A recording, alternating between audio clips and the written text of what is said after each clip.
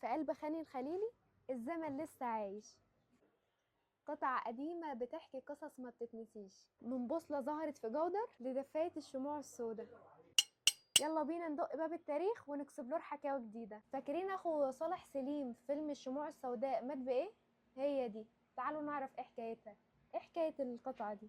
ده طقم دفايه بيبقى موجود في القصور زمان في مصر، لان مصر طبعا كانت في الفتره دي كانت بتبقى ساقعه وكل بيت كان لازم يبقى فيه دفايه. طبعا انت لو شفت فيلم صالح سليم هتلاقيه قاعد قدام الدفايه باستمرار. اه.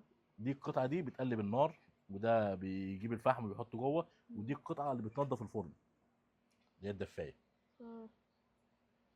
طبعا مرات صالح، اخت الشغاله اللي كانت عند صالح سليم قتلت اخوه بالشومه بالقطعة دي. بالقطعه دي، وكانت عايزه اه. تموته هو كمان. فاكرين محمد رمضان استخدم دول في إيه؟ تعالوا نعرف القصة.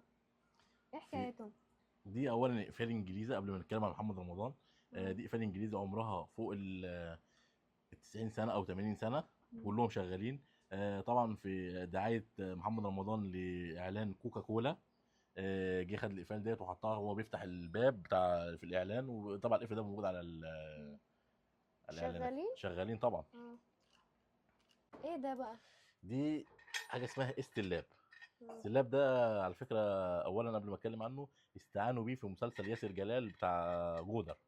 اه. جودر. جودر. اه.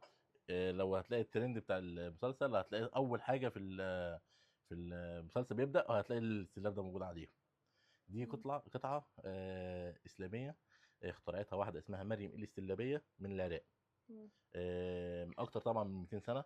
دي كان الناس بتتوه في الصحراء، فهي اخترعتها عشان الناس تمشي بيها في الصحراء، ويكتشفوا والطرق عن طريق النجوم وعن مم. طريق الشمس والقمر. بيستخدموها ازاي بقى؟ تتفتح كده طبعا. اه.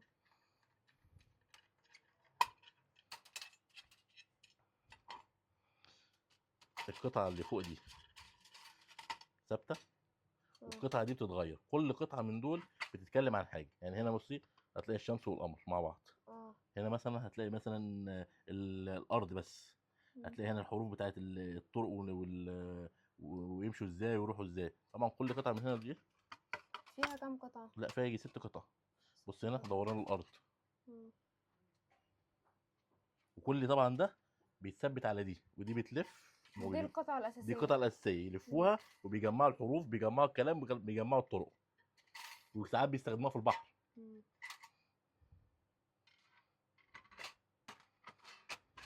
ايه دي بقى؟